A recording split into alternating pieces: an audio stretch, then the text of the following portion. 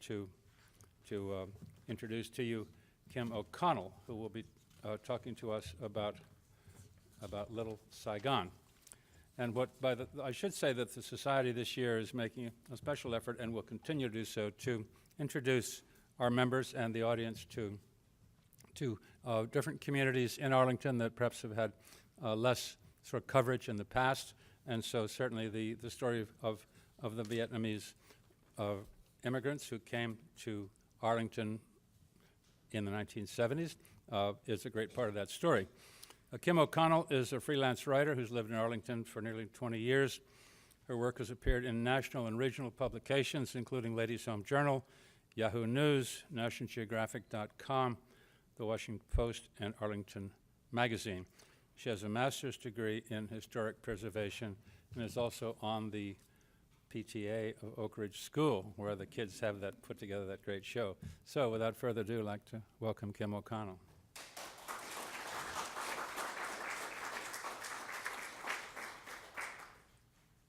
Thank you so much for that. I had to print out my talk very big because my eyes aren't what they used to be. So thank you so much to the Arlington Historical Society and to all of you for having me here tonight. I just want to talk first about what's going to happen. I will get up here and talk about the history of Little Saigon a little bit, and then I'm going to bring my friend Anhthu with the camera over there, who is a former Vietnamese immigrant who came here in 1975, and she and I are going to sit up here and do kind of a Barbara Walters thing up here where I'll interview her about her experiences. And I think Anhthu said she might even have a friend coming, so we might have a surprise second panelist with us. We'll see how that goes. So I guess I just want to start with a show of hands. How many of you actually remember Little Saigon? I thought it might be a lot of you. So how many of you go back to remembering it in the 70s here in Arlington? 80s, 90s, that was everybody. So the 90s saw the restaurants here were like Queen Bee and Cafe de Lot and Little Viet Garden, and I'm sure a lot of those restaurants bring back a lot of memories for all of you, and they do for me as well. That's the Little Saigon I remember. I moved to Arlington in 1996, almost 20 years ago, like John said, but my connection with Clarendon goes actually back a little bit further. My mother is Vietnamese, even though I don't look Vietnamese at all. My mother is Vietnamese, having married my Irish-American father during the war.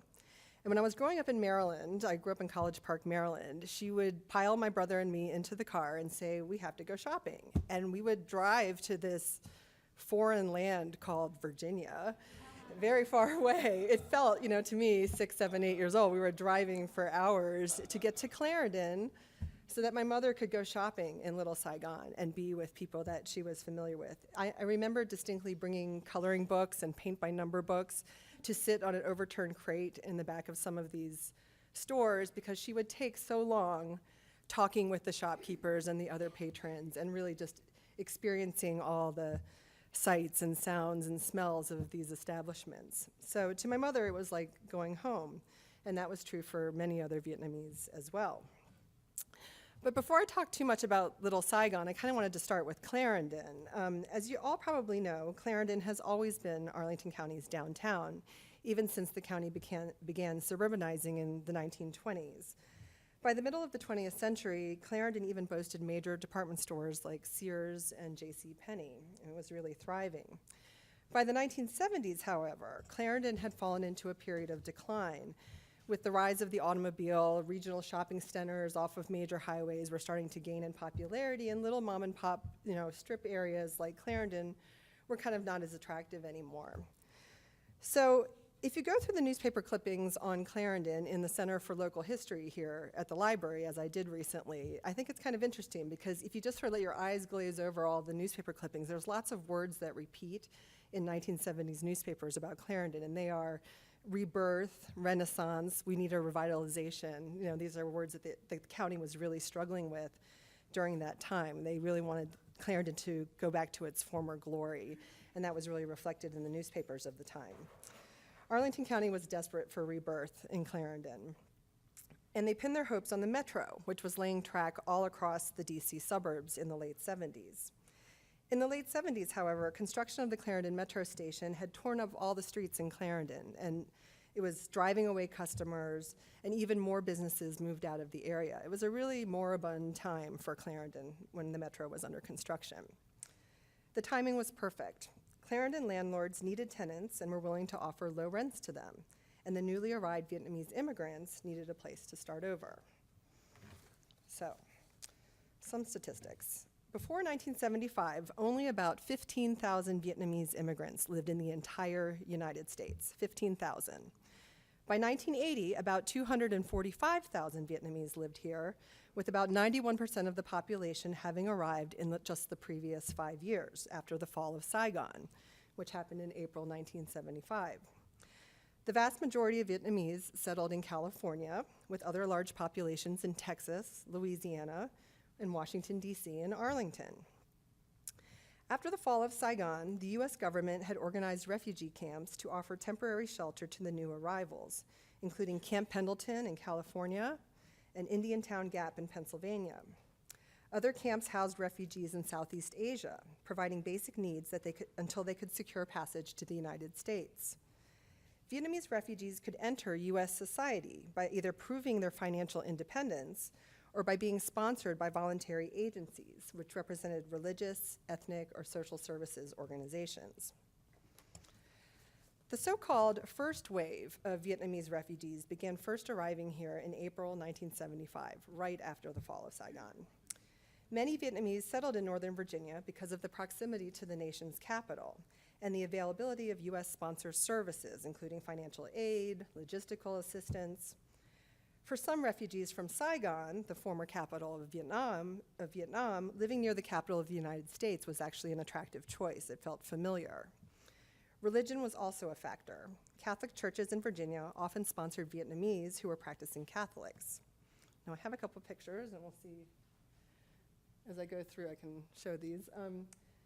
This is a picture of refugees seeking asylum at the U.S. Embassy in Saigon, and I took this picture from an exhibit that was held in the Eden Center several years ago called Exit Saigon, Enter Little Saigon, and it was a great little exhibit, and I wish it was a permanent exhibit, but it's long gone. So I took a picture of a picture that was on the wall, and it's a fairly desperate picture. You can see how desperate those times were and how desperate these young people were to get out of this country that was being taken over by the communist regime.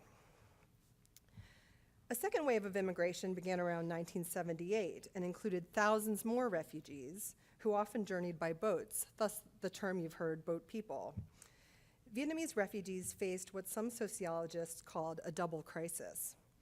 First, they had to deal with the issues of survival faced by all immigrants. But because they were also refugees who were forced to flee instead of coming of their own free will, they faced an even greater sense of loss, having left community, home, family, friends, social status, work, and even sometimes just their material possessions. They had to leave Vietnam with the clothes on their back. So establishing a sense of community, a safe sense of community and family once they got here was critical. Furthermore, Vietnamese often faced an unreceptive environment once they arrived here. And when I say here, I don't mean just Arlington, I mean when they came to the United States. In 1975, a Gallup poll showed that 54% of all Americans opposed Vietnamese resettlement in the United States, a majority. By early 1975, 2 Vietnamese grocery stores had been established in Clarendon: Saigon Market, which was run by a secretary from the Vietnamese embassy, and Vietnam Center, run by the Vietnamese wife of a CIA employee. And I think I have a picture. Oh, sorry, I skipped that. That's actually another heartbreaking picture of children getting on a plane to leave Saigon. So so this is a newspaper headline: Vietnam refugees turning to shopkeeping and prosper in Arlington's Mekong Delta. As Vietnamese began to settle in the area, Clarendon was a natural focal point, and embassy officials often pointed new arrivals in the direction of Arlington. As one headline put it, Arlington was a household word in some refugee camps. I think I have a picture of that. Arlington is said to be a household word in the crowded refugee camps filled with the peoples of Southeast Asia. Let's see. And there's a picture of Saigon Market and Café de Lot. And you guys might remember Cafe de Lot, if many of you remember this restaurant. And this is along the strip there, along Wilson Boulevard. And if you were standing there today, you wouldn't see all this nothingness behind it. It'd be nothing but high-rises behind it. So, in 1977, the Pacific Department Store opened in Clarendon, quickly becoming the centerpiece of Vietnamese society here. This two-story structure sold imported food, antiques, fabrics, and wedding materials, and it even had a cafe and a billiard hall. At times, a Vietnamese rock band called the Uptights would even play in the back of the store. The Uptights is pretty funny. So this is Vietnam alterations, and the picture cuts off the top, but anyone recognize this building? It's the CVS building. It's actually, its historical name is the Reese Building. It has that beautiful swan's neck parapet on the top. And but for a long time, it had several Vietnamese shops there. By 1979, other Clarendon stores included Lotus Imports, an Asian home furnishing shop, Dat Hung Jewelry, which sold jewels quickly salvaged by the owner when he left his store in Vietnam, Saigon Souvenir, specializing in gold chains and necklaces, and Mekong Center, an all-purpose store that sold both Vietnamese and Chinese staples. After the metro system was completed in Arlington in 1979, a Washington Post article actually highlighted the Vietnamese shops and restaurants as a reason to stop and get off the metro in Clarendon.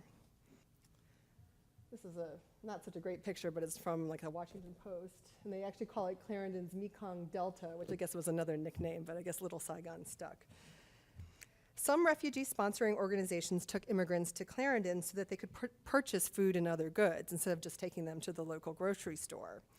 As one immigrant put it, we didn't know the area very well, and everywhere we went, we were driven. So we thought Clarendon was very far away, and I believe this immigrant I'm quoting was in Alexandria at the time.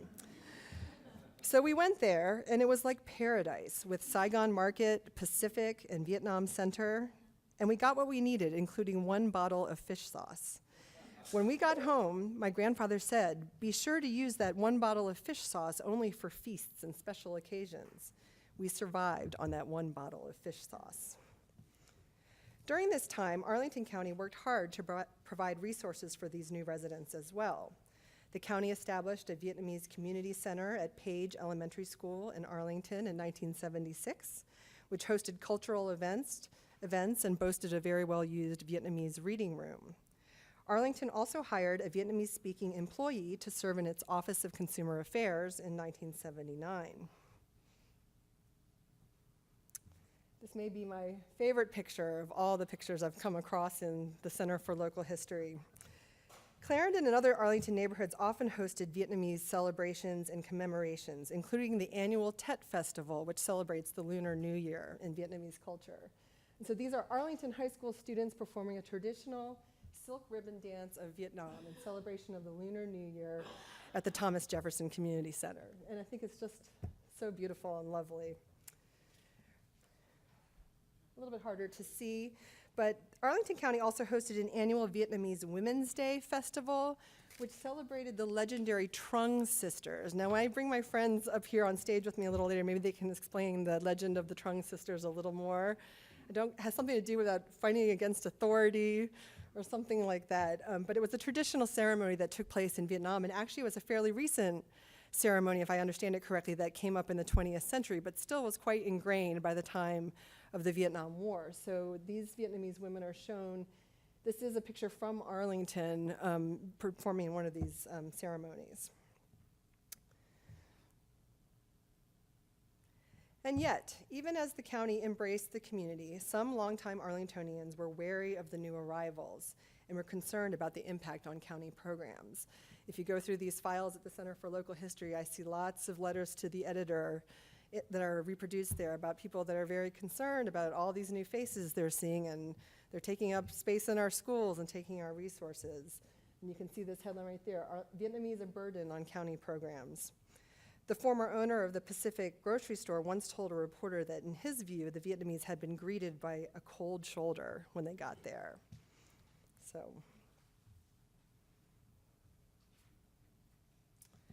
this is not such a great picture, but it's a picture I took when I first started researching Little Saigon This picture was taken in 2003. That's just 11 years ago. And you can already see how much change has happened in Clarendon since then. The high-rise construction is going up behind. But the CVS is not yet CVS. Eventide restaurant isn't there yet. Spider Kelly's isn't there yet. But it just goes to show how quickly the change is happening. So just as Vietnamese Americans were creating a village atmosphere in Clarendon, the Metro Line was spurring the fast-paced urban growth that would eventually lead the Vietnamese to move out of Clarendon as a whole. Around 1982, as the Clarendon neighborhood began its ongoing transformation into an upscale residential and commercial district, landlords started raising rents, with some Vietnamese shop owners reporting a 30% increase in their rents between 1981 and 1983. I'm just showing a couple more pictures of long gone. We'll go back to that. Oops, sorry. We'll go back to that. Several shop owners and residents moved farther west to Falls Church and other Virginia suburbs, and some pooled their resources to open a new Vietnamese shopping center in Falls Church called the Eden Center. And the Eden Center is still the center of Vietnamese culture in Northern Virginia today. How many here have ever gone to the Eden Center? Good, guys, you like your Vietnamese food. This is great. Now, I have to say, I still frequently go shopping at the Eden Center with my mother. So, a circle kind of becomes complete. We don't go to Clarendon anymore, but we go to the Eden Center. And I still have to wait while she talks to the Vietnamese shopkeepers in her native tongue. And that's okay. I don't bring coloring books anymore, but it's all right. So, relatively few Vietnamese establishments hung on in Clarendon through the 80s and early 90s, but there were a few, like Queen Bee, the long departed and dearly departed Queen Bee, and Nam Viet, which is still there and really, really hanging on. Today, Nam Viet is really the last holdout from that brief period in Clarendon's history. It's very brief. The last 10 and 15 years has seen tremendous change in Clarendon, and yet you can't help but notice that the revitalization that the county was looking for in the 1970s has certainly happened. But I think it's happened with a cost, and the cost of that is the loss of these little mom and pop businesses. It's the sense of a place as an ethnic enclave, as a safe place for a very large and very important part of our community, and that was for the Vietnamese. So I just want to conclude this part of our talk. I just want to say that this is something I'm personally very committed to. I'm interested in trying to get a historical marker to Little Saigon placed somewhere in Clarendon. I've got some support from my friends in the Vietnamese community over this, and some support with my friends in county government, perhaps. So hopefully, I want to find a way to recognize the significant, short-lived but very significant history before it's completely gone. So that's it. That's my main talk. Thank you. So, okay, I just want to, before we do questions, I'm going to bring a couple friends up on stage here, and we're going to do kind of a little Q&A with them to get their experience. And then we'll open it up for audience questions for everyone, if that works okay. So I guess just to start, maybe you could each just tell me a little bit about where you lived in Vietnam, and then when you came here, and when you came to the United States first. I live in Saigon. I was born and lived in Saigon before 1975. I grew up there, and then after the war, I escaped by boat. And I was picked up by the U.S. military out in the international ocean. And I went to Camp Pendleton for a month. So this week, in May, it was in 1975 when I first arrived in Arlington. So this is like my 39th anniversary of being here. Yeah. So tonight is like celebrating my arrival in Virginia then. Yeah. I live just right up the street, North Pierce Street, right at the corner of Route 50 and North Pierce. I took a picture of that building there because I was afraid that they would tear it down, and I don't have a memory of where I first, live in the United States. And being a young girl, not speaking a word of English, I was scared and I was afraid. I didn't know what would happen, how my future would be. And at that time, it was like a month and a half to 2 months that I've been away from home, haven't tasted fish sauce, haven't eaten rice and stuff like that. I didn't know when I will be able to taste that again. And then we ran into a friend of my dad who said, why don't you just walk out to Wilson Boulevard, take a bus, just keep going down, and you can't miss it. There'll be two Vietnamese grocery store. And that's what we did. And we were scared because we didn't know where it would be. It just kept going. I remember sitting on the bus, kept looking, left and right. And we got there. I remember the first time I saw that Vietnam Center and Saigon Market. I was so excited. I felt, Arlington felt like home away from home. And you went in there and you actually touched a package of rice paper. You saw a bottle of fish sauce, something that you recognize. It was very, very special. And that became, Clarendon then became like a home for the longest time, even when my family moved down to Fairfax County. Every weekend, we would go up to, we call it Wilson Boulevard because that's the route that come up.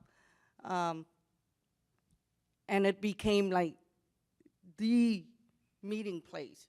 Every weekend we would go out there on, other than doing shopping, you run into all kind of friends and chat. And there was not much of a restaurant or anything like that back then, but it's just a place where you can see familiar space, speaking the languages that sharing experiences and things like that. Did you ever hear the Uptights play the rock band? Yeah, I didn't, see them until probably late in the 70s or the early 80s. But, when you brought up all of those pictures, at first it was just a couple of stores, and it's just within one block, and then it started expanding out a little bit. And then, everybody was so excited. Oh, that you can get this and that here and there now. And, I just ran to such and such, and she was such a store. It's just a couple of blocks. But it's like the place for us to go. It's like you go to Fifth Avenue in New York. It was pretty much like that. And then I went to college, in D.C. I caught the bus at the time, and every time it stopped, at first it was at Boston.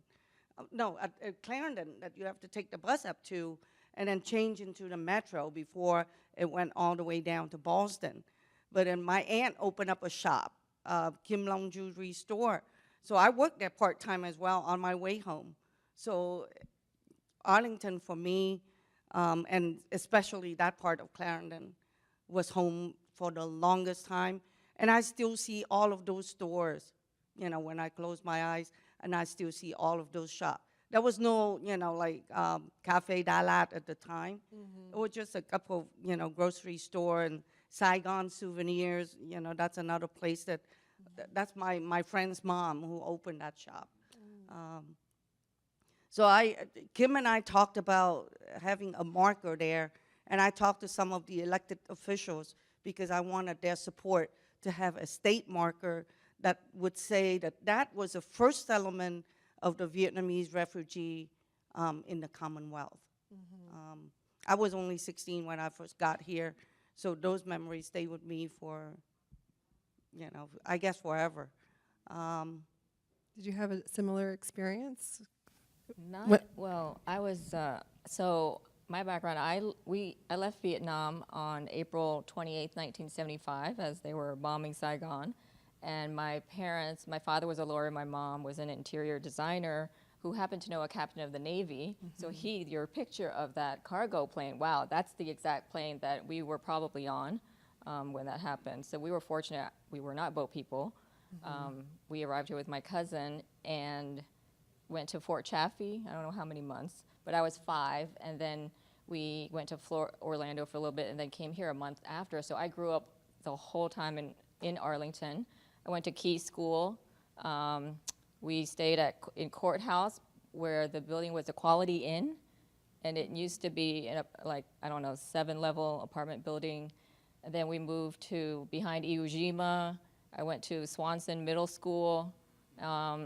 and then went to, I moved to Ballston, and then I now live at East Falls Church Metro, so all up and down Washington Lee High School. So all of those images you showed, I was like, wow, like my friends were Queen Bee kids, Cafe de Latte. They were all my friends in high school and college.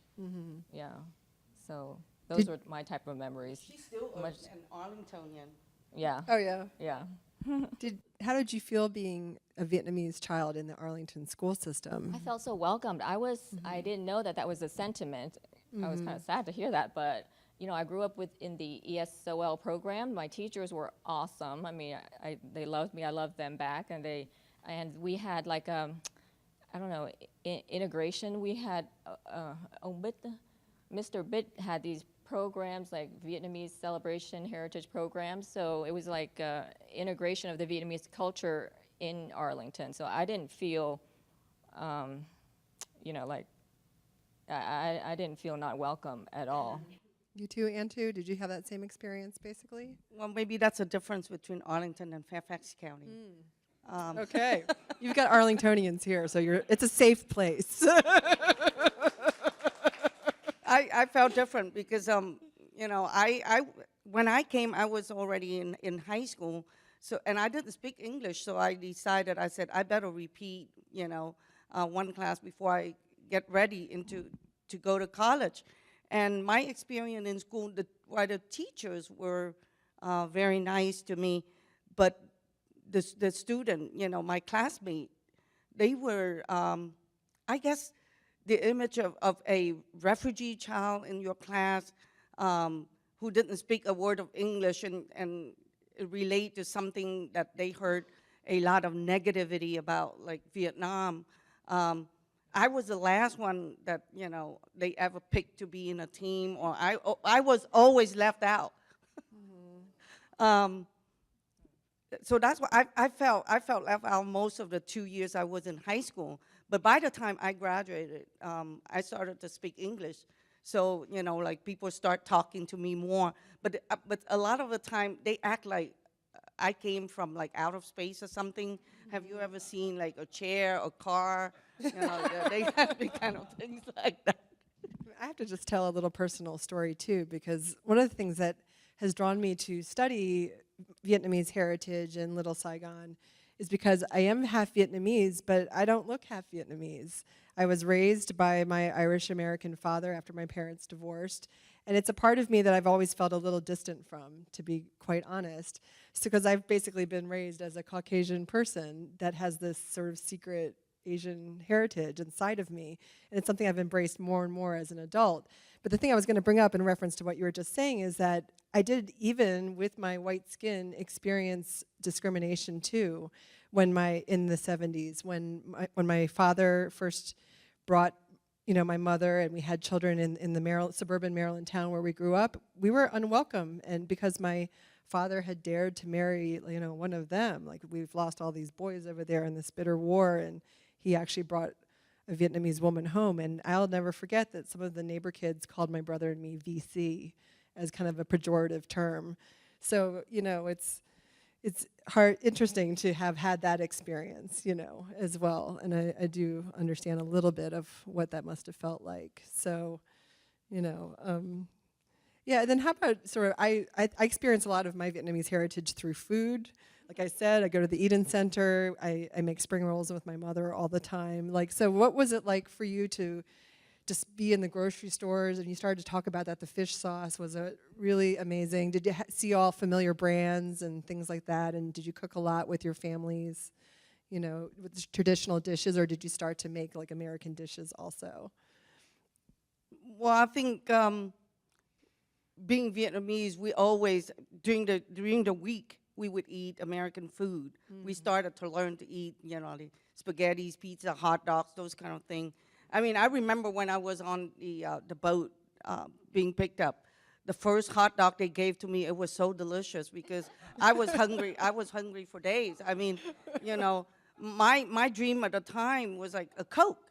I mean, that's thirsty. It was a luxurious dream to dream of a Coke at the time. But anyway, so during the week, because we all work, so we have to eat, you know, like fast foods pretty much.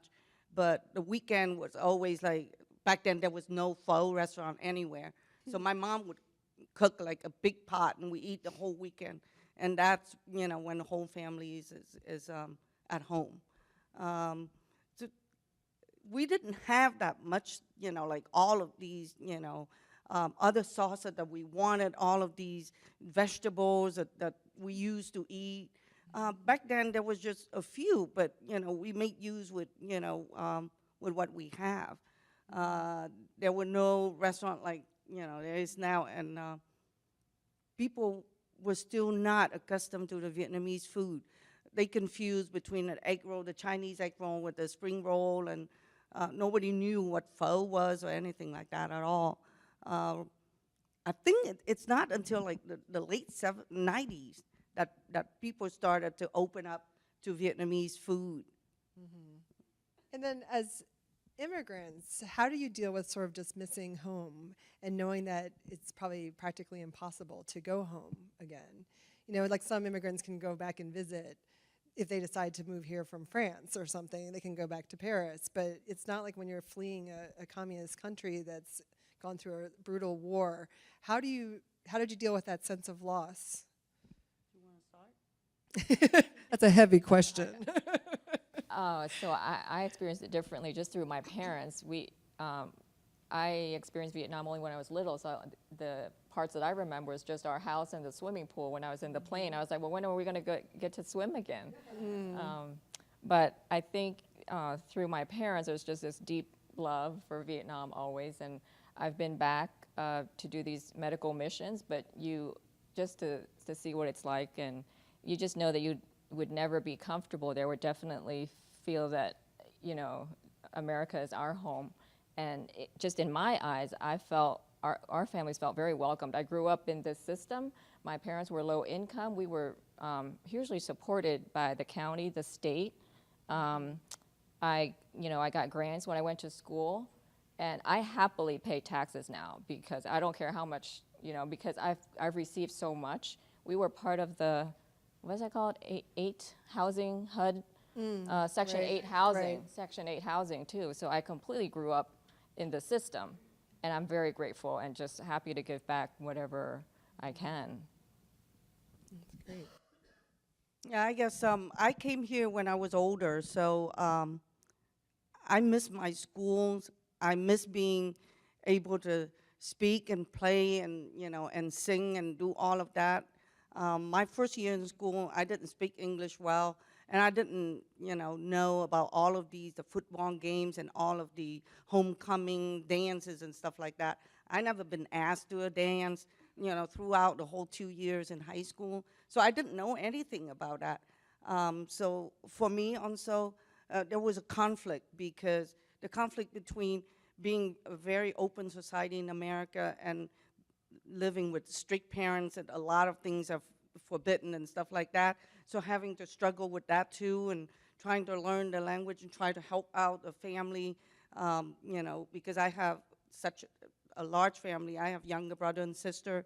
And I remember the first Christmas, the Salvation Army gave my little sister a Barbie doll, and that was the only Christmas present we had for that first Christmas here. So I promised myself that, you know, whenever I could, when I graduate from college, every single year I give back something to the Salvation Army, so that other little kids would wake up with bright eyes on Christmas morning, seeing a present, you know, given to them, you know, by Santa. I remember also the county called my dad. We were low income. So they said, well, we have a turkey for you. And my mom looked at that turkey and she was terrified, and she was like, what do I do Everybody's with such a big terrified. bird? So I remember, you know. I read an article, and one of the most affecting phrases that I have read in doing research on Little Saigon is that describing the phenomenon that Anhthu has lived through about trying to assimilate into American culture and deal with this new American culture while holding on to your Vietnamese culture is a Vietnamese priest called it trying to catch two fish with two hands, which means it's nearly impossible. So, and then I guess, we probably want to move to audience questions soon, but I wanted to just get your opinion about the kind of the dissipation of Little Saigon. When these stores started to drift away, when Eden Center opened, I mean, obviously Eden Center remains a very strong cultural center for Vietnamese in this area. But how did you feel when you saw Metro come in and the rents start to rise and people start to go out? And I know you said your aunt had the jewelry store, and to maybe talk about her specific experience once that started to happen in Clarendon. Well, at first, she was excited. My aunt was excited to see the Metro come because she thought that would bring, many more customers for her. But that didn't happen. And then the rent went up too high that she couldn't afford it.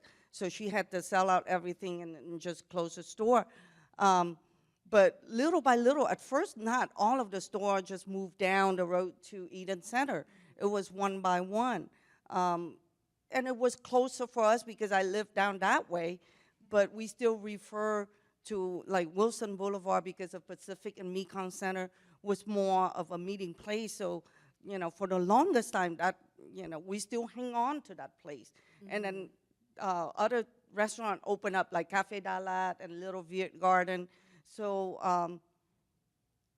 I remember like a couple of years ago, I talked to TH. I said, oh, my friend Kim and I was trying to, work to preserve what is there, like a little Saigon.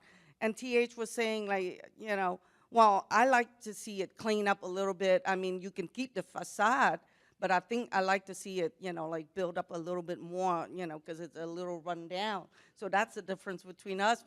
But we felt like, I felt like I want to walk by there or drive by there and still see something that was, Little Saigon.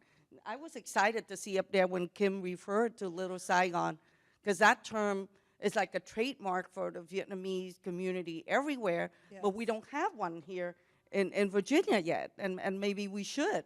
And if we ever do. That's a really good point, because in California, and other places, the Little Saigons have remained, and there's pictures. I haven't actually been to any other Vietnamese enclave anywhere else, but I've seen a sign, like a highway sign that says Little Saigon next right.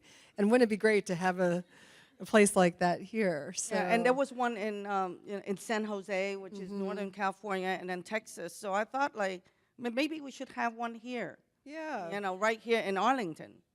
That sounds good to me. So, well, what do you think about it? No, I mean, to Clarendon. I mean, I appreciate the change.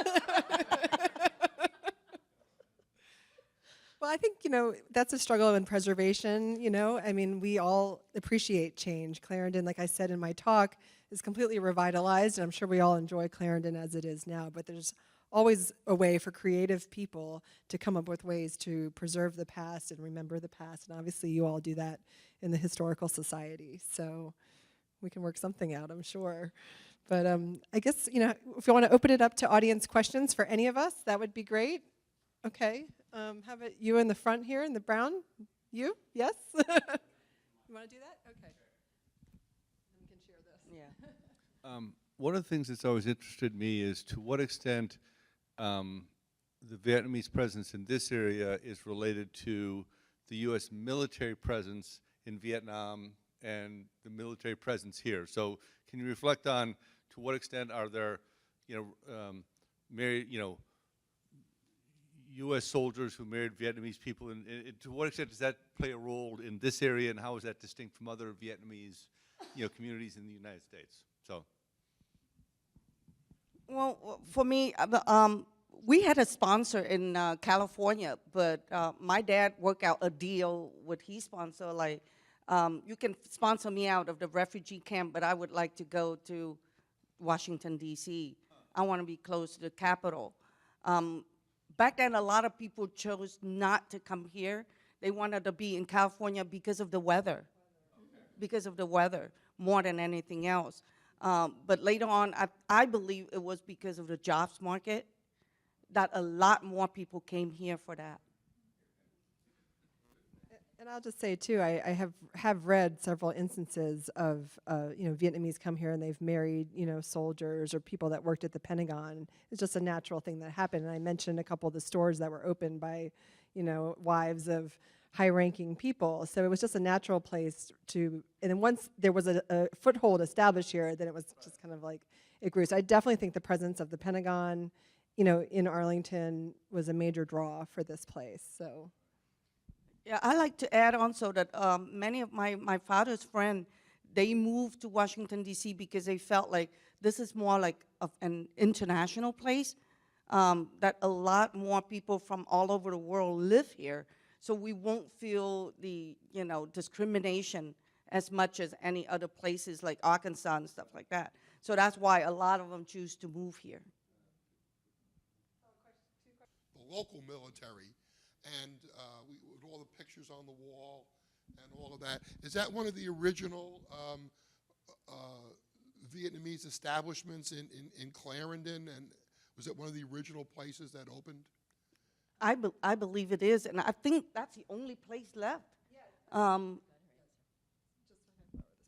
Yeah, Nam Viet, I believe, opened in 1980, maybe 79 or 80. So it's really been here a long, long time. I don't know if it was the first restaurant to open, but it's certainly the last one from that era to still remain. And I know that the owners really cultivate their relationship with the local military. And in fact, we were going to have the manager of Nam Viet join us on the panel tonight, but he couldn't make it, unfortunately. So, would you just go over when the nucleus of the community started? And I know that you referred to it, that you came down here and there was some kind of center, but would you just tell me again, when the Mekong Silter, would you just repeat that and what was there and when it started? Because I lived here from 71 until 92, and then we came back in 2002. And of course, we came when it was really flourishing, and when we came back in 2002, it was all Eden Center. So please forgive me, and thank you for your... No, that's great. I'm really sorry about the time mix-up, but I do want to point out that the lecture and talk tonight is being recorded and will be shown on Arlington TV. So if you can try to look for the times for that, you'll be able to see the whole thing.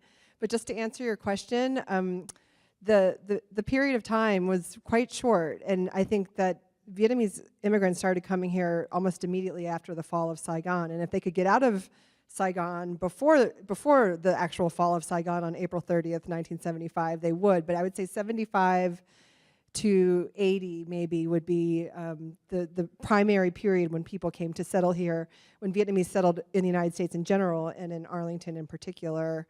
And then I think they did persist in the 80s, but then I do think in the 80s where we started to see some disbursement of both the shops and of residents into other counties and other communities, and just more of assimilation into American life then. So, yes, the red shirt? Yeah, I wanted to say on Nam Viet, the Toy family opened that. I think Mr. Toy, that's what I always called him anyway, I think he came in 78. Okay. If I'm not mistaken, but it was around that time. He also had another establishment called Mayan. That's right. Yes. Which was in Clarendon. And his son, John, I was the chief deputy treasurer of the county for a while, and he came and actually interned in our office and worked for us. Wonderful family. And to this day, the day after every election, the Arlington Democratic Party holds their big celebration there. So if you go the Wednesday after an election, it's filled with Democrats who are celebrating because of the way the Democratic politics goes in Arlington. But it's a great place. And I just think it's a good time to also do another plug. John mentioned this, but Mark Jones, a producer with WETA, has done a great video about Little Saigon right there in the baseball hat.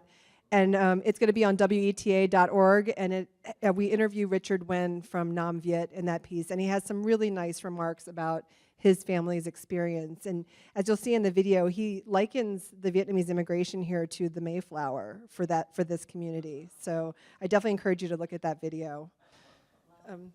Oh, yes? Hi, I just have 2 points. One is, I used to live in Japan, so I love going to all the Vietnamese restaurants. I love Café de Lot.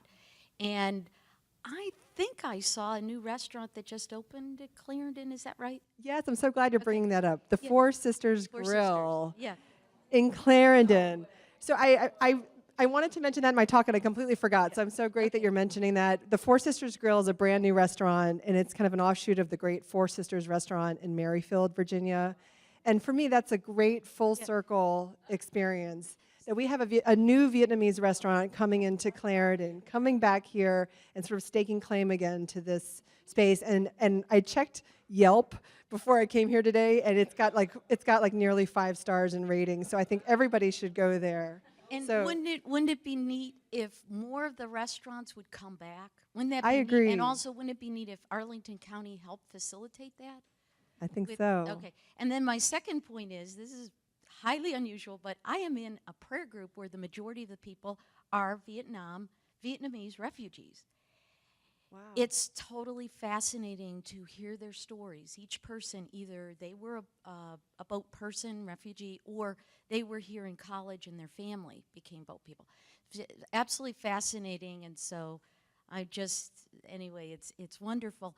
And the thing that I had really hear about is that they all attend, or most of them attend, the Vietnamese Catholic Church, which is located in South Arlington. So I was thinking they would be a good allies on the project to have the marker That's a great idea. in Clarendon, and also to bring more of this history back in, because you have, and many of the people that are in my prayer group, they live in Annandale or farther out, but I think they would be really great allies.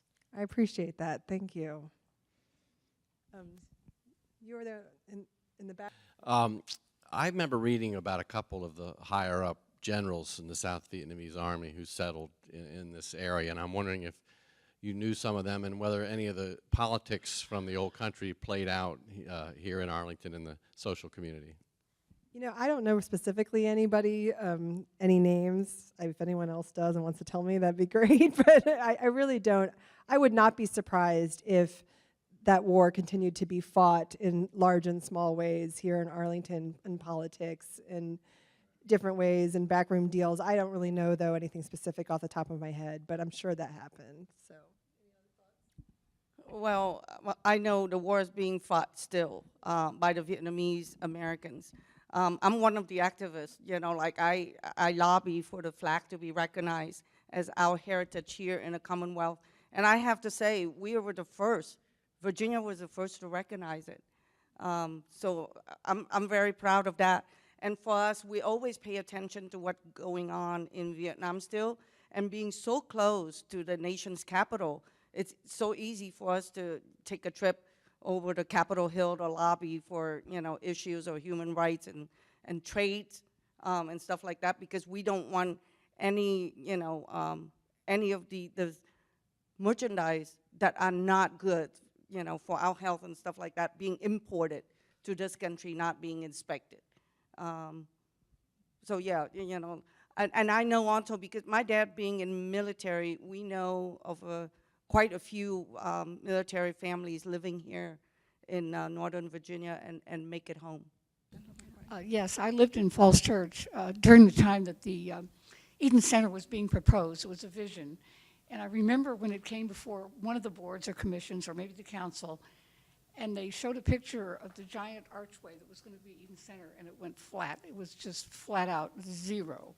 Nobody voted for it. It was probably plain discrimination, but nobody wanted the big Eden Center thing at the center of Falls Church, at the corner of Broad Street and Lee Highway. That's the way it happened. It almost got there. Was there any residential community in Arlington of Vietnamese immigrants? And I mean, do you have any, Kim, in your research, did you find any numbers on, when people were complaining about the burden? Were there any numbers of how many thousands, and did they, was there some communities in different apartment buildings or parts of Arlington? Could you talk a little bit about that, or was it just the commercial district? Well, yeah, you bring up a really good point, and I do feel like I focused on the commercial, but I did come up with some interesting residential information in my research. Buckingham, the historic Buckingham Garden Apartments that we fought so hard to save, some of us in preservation, was a real enclave for Vietnamese community at that time. And it's, again, just kind of a word of mouth thing. Once some Vietnamese people moved there, other people moved there. And then if you have other suggestions, but I heard that the interesting thing about Buckingham that I read was that things were tense there between existing residents and the Vietnamese that moved in there. There was actually a KKK rally at Buckingham 12 years before, so that would have been like the late 60s, arguing over some desegregation measure, and I'm vague on the details here. And that centered on, there was pickets, KKK pickets and signs and protesting at Buckingham. And the article I read about the Vietnamese kind of taking over Buckingham referenced back to the KKK, talking about how this place had a history of tension with new ethnic groups coming into it. So.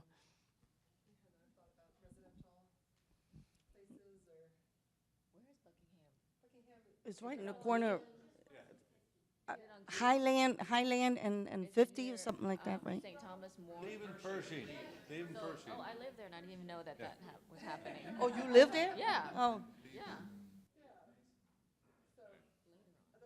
she was. One quick one. I'm obsessed with pho. So I just wanted to note that it seemed like many of the restaurants closed, but pho was still there. So is in the context of Vietnam, are there separate pho restaurants in Vietnam that are different from regular restaurants? I mean, I'm just trying to, it's one of my favorite parts of their cuisine, and it just sort of, it seems somewhat unique, to have a designated soup place, Well, in Vietnam back then, pho was more like like a food truck, more than anything. Yeah, food truck that you eat out in the street and mostly serve pho. And I remember eating pho as breakfast. Yeah, back then. And when I came here, like I said earlier, like it's only on a weekend and once a month my mom would cook that, and it's for the whole family. Nowadays, like we have all of these pho restaurants. And I never imagined that pho became such a, welcoming, like food in America. And to tell you something, I think the first pho restaurant opened in Virginia was like right here on Wilson Boulevard in Arlington, right by, which is like near the North Pier Street that I used to live on. Yeah. My mother always tells me that pho began as a northern Vietnamese dish, so which is an interesting concept when you think about the war that happened, that it became slowly accepted by the South Vietnamese. So, so she sort of takes it with a grain of salt, I guess. But actually, my mother pronounces it pho. Yeah. So I only know about 4 Vietnamese words. So. And then this man in the second row here. Yes, I was a member of a Protestant church in the Crystal City area that sponsored many Vietnamese families. And they families, of course, were renting, and they lived in the area sort of near Walter Reed Drive and Glebe Road.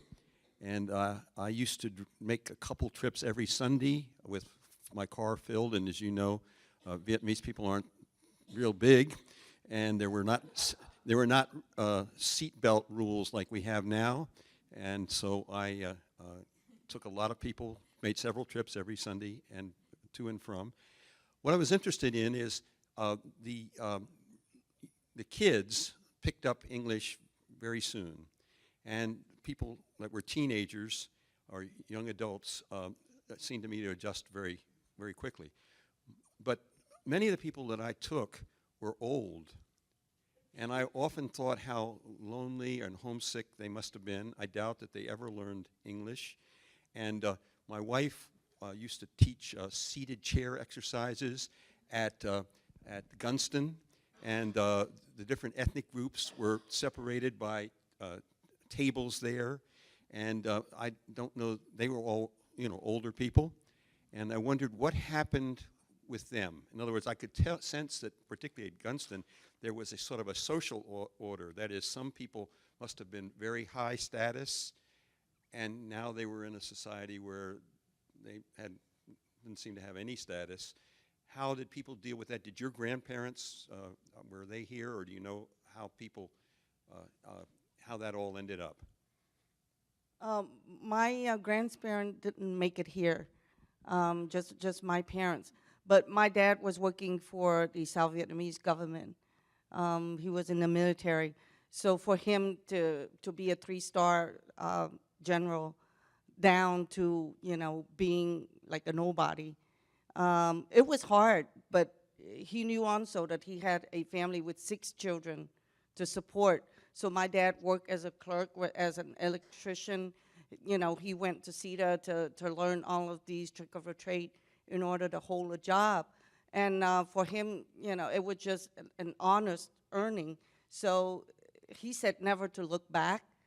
The only thing he looked back was, he always looked back to wonder what he could have done better to save the country.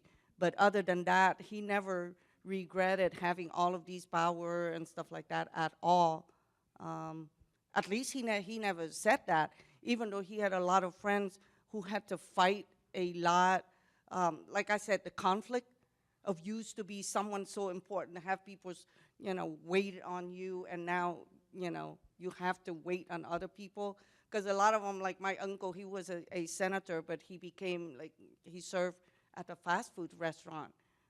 He ran into many of the American counterparts that he used to work with, and they kind of looked down on him, but he felt like it's a job to survive. At least, you know, like, you made it out.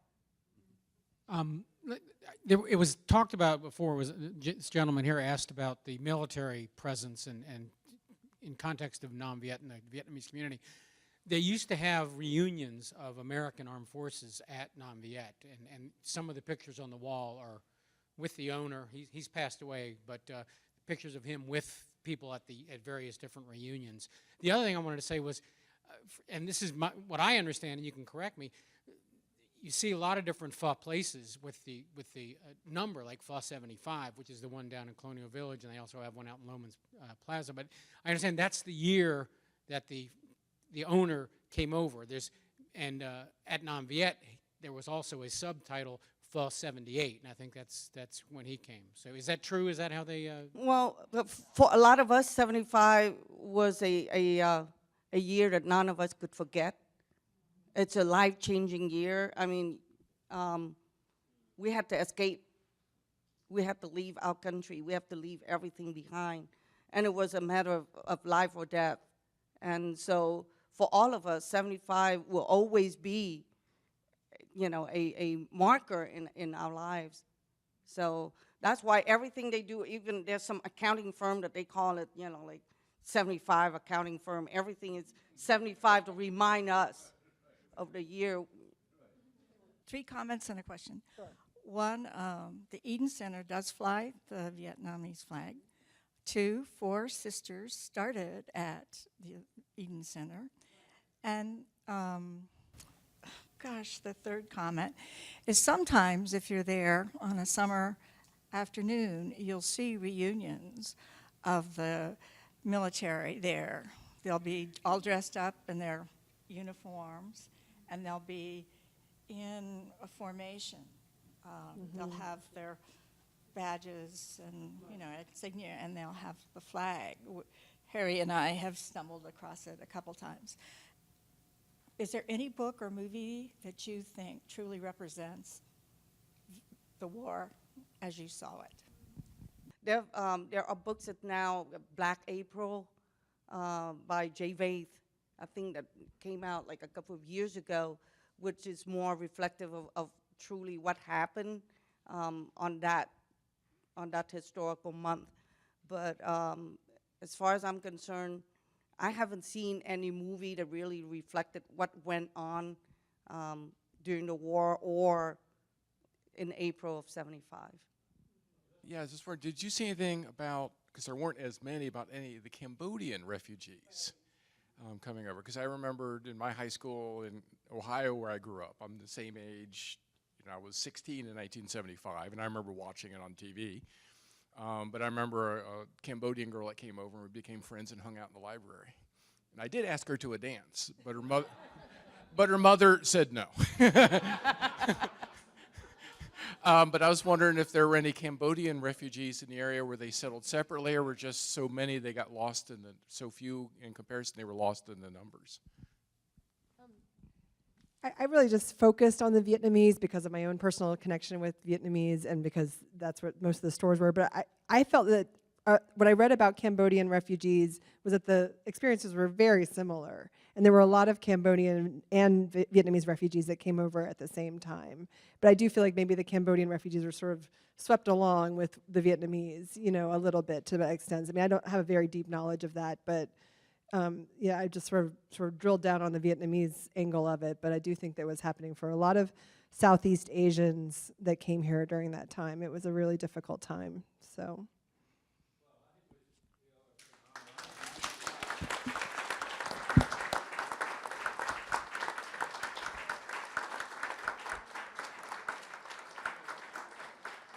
Thank you so much.